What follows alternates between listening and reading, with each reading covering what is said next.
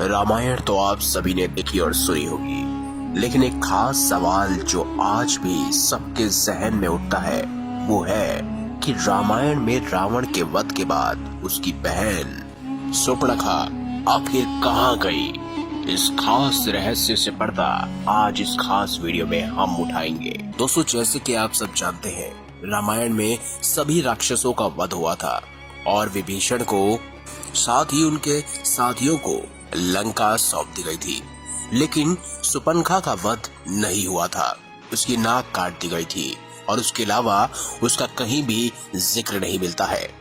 वो इंसिडेंट तो आप सभी को पता ही होगा, जब सुपर्णखा राम की तरफ आकर्षित होकर उसके पास आती है और उससे कहती है कि वह उससे प्रेम करने लगी है, लेकिन राम मना कर देता है क्योंकि उसने पहले से ही सीता से विवाह कर रखा होता है। और ऐसे में लक्ष्मण और सुपर्णखा के बीच में विवाद हो जाता है, जिसके बाद लक्ष्मण सुपर्णखा की नाक काट देता है और इसी आक्रोश में आकर वह रावण के पास जाकर यह सब कुछ वाक्य बताती है, जिसके बाद ही सीता हरण होता है।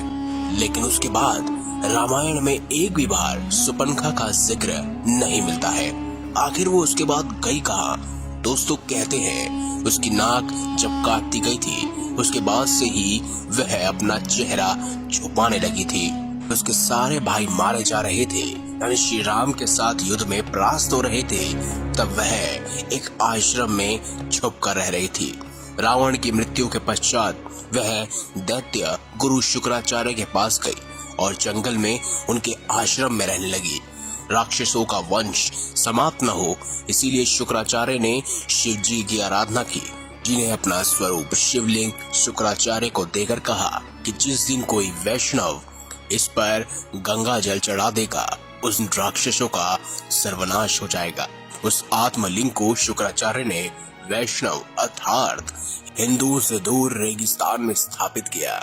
जी हाँ, जिसे आप मक्का मदीना भी कहते हैं। सुपर्णखा जो उस समय चेहरा ढककर रहती थी, उसे एक परंपरा के रूप में उसके बच्चों ने उसे पूरा निभाया और आज भी उस परंपरा की संवाहक महिलाएं चेहरा ढक के रहती हैं।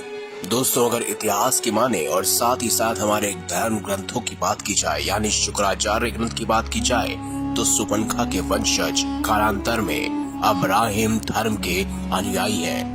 दैत्यों के जीवनदान के फलस्वरूप को अनुयायी शुक्रवार को विशेष महत्व मानते हैं। इसमें दोस्तों आपका क्या मानना है कि सच में सुपर्णखा आज अरब देश में रहती है, यानी कि उसके वंशज आज अरब देश में रहते हैं? इस बात पर अपनी टिप्पणी अवश्य कमेंट बॉक्स में दीजिएगा। और अगर आपको वीडियो अच्छी लगी हो तो वीडियो लाइक करें।